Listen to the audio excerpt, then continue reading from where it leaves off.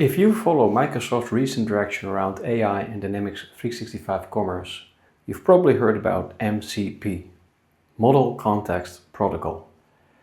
It's quickly becoming one of the key ways AI agents, ChatGPTs and Claudes of this world can talk to enterprise systems. And recently Microsoft showed their upcoming Commerce MCP server. It's not GA yet, only in private preview. I think that's really exciting. But it also raises a question for me. Do we really have to wait for Dynamics 365 Agentic Commerce?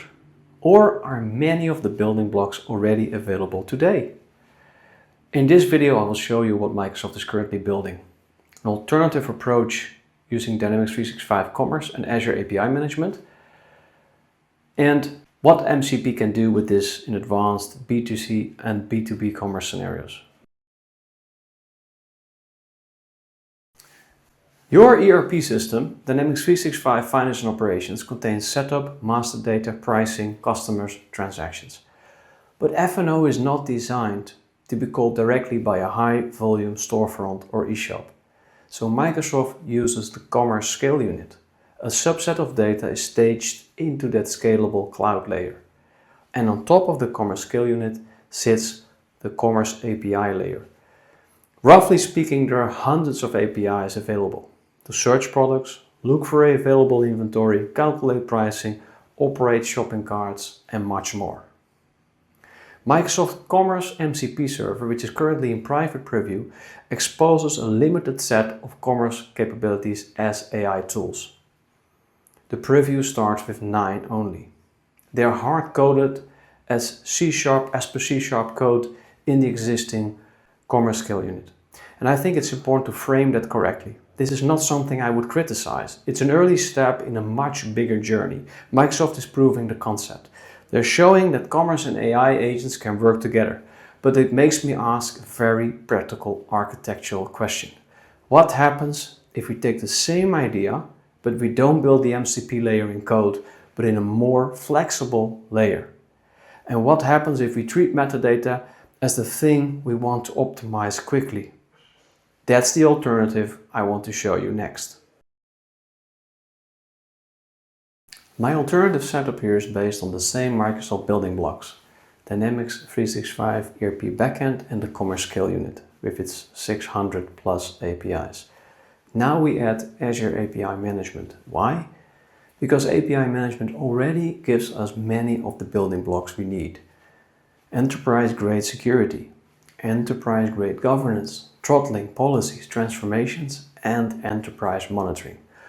But above all, it adds the ability to describe our APIs as per the Open API standard, formerly known as Swagger.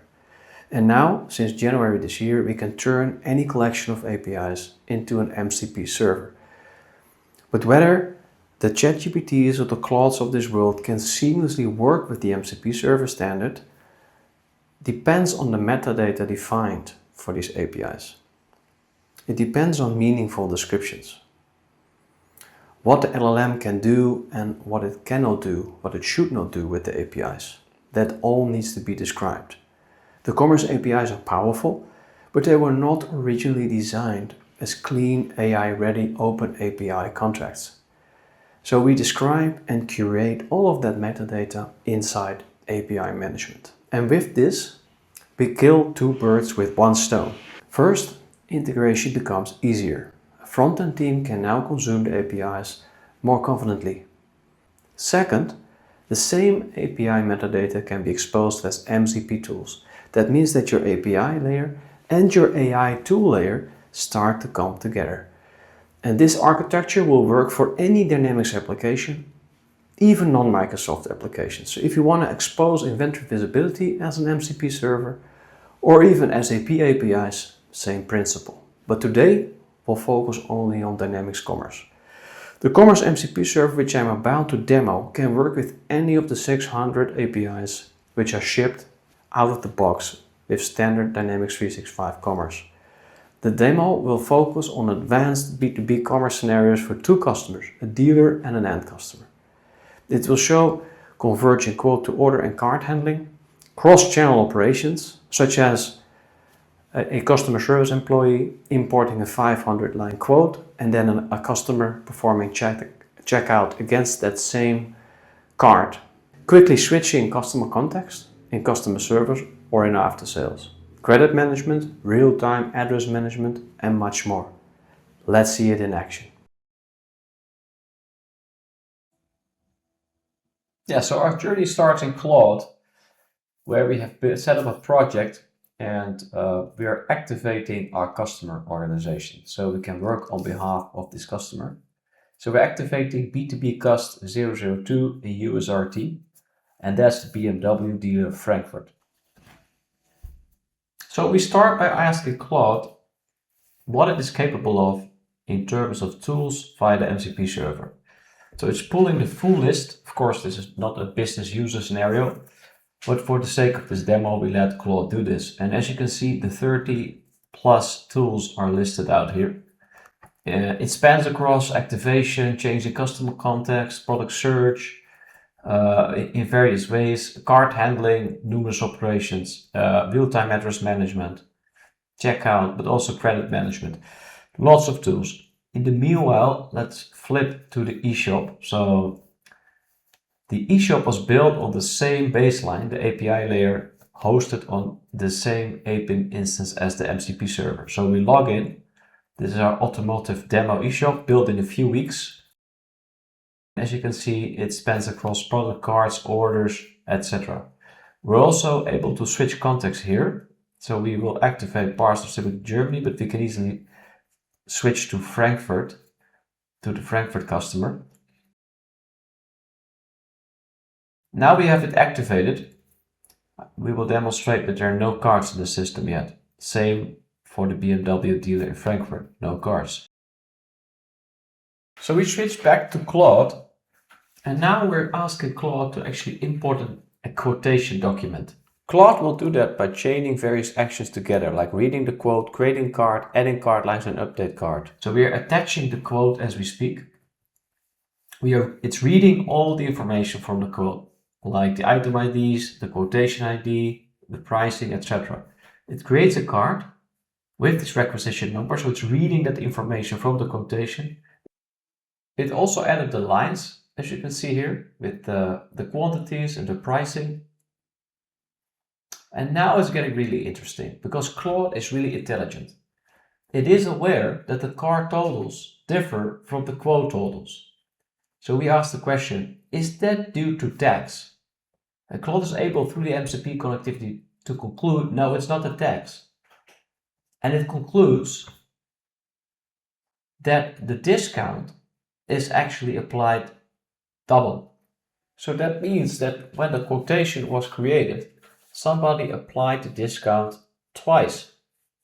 And now it's convert to card is different. So yeah, we appreciate this really much, and we ask Claude to actually write two emails. One warm one and one very straightforward one. This is the warm one, and we settle it to the customer with that. Next step is actually to continue to get the delivery options. So it pulls the customer delivery addresses because that's the prerequisite for finding delivery options. And now it finds something else which is really interesting. There's no zip code on the address that it finds. It, by the way, also finds the delivery addresses because it tries to fetch them without the zip code, and it sees that the total weight is 136 kilograms, so that's over 20. But we must, of course, correct that zip code issue because further downstream in the fulfillment that may go wrong. So we ask Claude to update it and check if it landed properly. And it says, yes, it landed correctly. And now we have the zip code in. So Claude is asking me what delivery mode to pick. I pick next. And then Claude is actually applying a cart update to apply that to the cart. And it gives me a summary of what we have so far. So the requisition number of lines, etc. But then another customer is calling in at the same time. And I want to switch context. So I give the command to switch. And in this case, we're switching to parcel distributor Germany, B2B Cust 001. the customer wants to know which air filters we have. So we give the instruction to Claude to filter by these air filters, and it's intelligent enough to come up with the warranty and also alternative filter searches. So we decide to add the K&N air filter to the cart. The cart is created, the line is added. Here we see the total overview of the pricing. And let's flip to the eShop and see if we can find the cart. So we'll also activate Parts Distributor Germany here and then refresh. And as you can see, that reorder demo cart is there that we just created with the agent, and the air filter item is also there with the right quantity and so forth. Let's flip back again, and now we're actually going to ask a more sophisticated question. So take all the items and their quantities from the latest 3 orders for the customer and then aggregate the quantities per item ID. As you can see, it fetches the lines from the latest 3 orders. It's a Boss Starter Standard, quantity 20, and then the Boss Air Filter Standard 1 and 1. So it aggregates it to 2, 20, 1 and 1. So now Claude shows its intelligence once again, because it highlights a rounding difference in the unit price of 1 cent, and it highlights that 3 lines are on request, so it may be worthwhile to check stock. Then I asked the Claude to do a balance check, and that's fortunately passed. So we can continue with the checkout. But we actually want the customer to perform the checkout autonomously. So we ask Claude to export the cart content to a Word document which we can send to the customer. Then the customer can visit the eShop autonomously and perform checkout, including payment. So we attach the documents, and Claude is actually going to generate this quotation document so we can send it to the customer. So it mimics the exact layout, it takes all the details from the cart and outputs them against the document.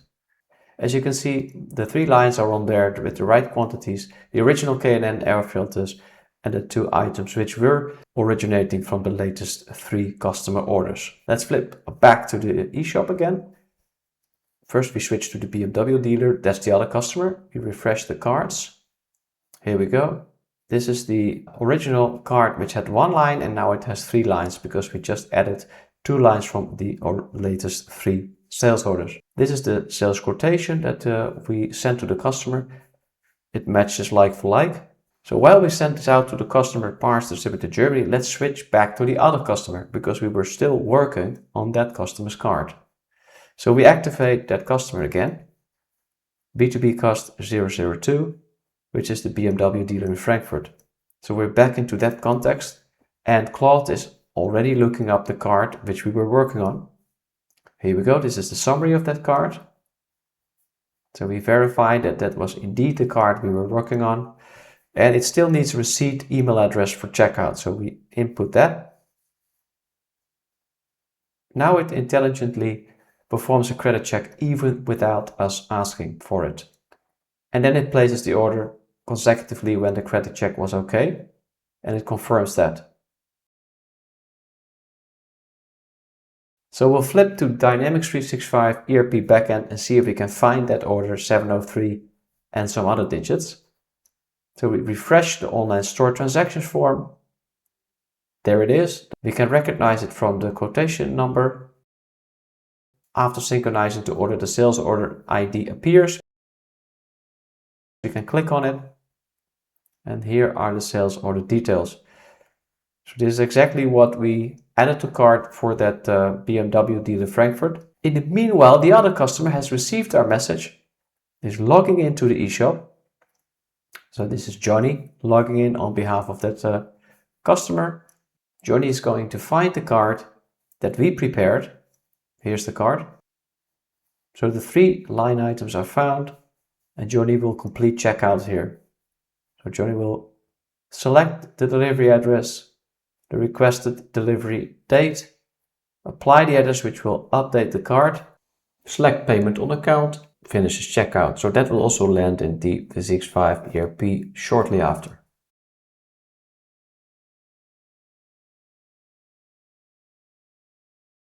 So how does this work? A lot of people will say, because the AI model is good. And yes, the model matters. But I do not think that's the main reason. I think the real reason is metadata.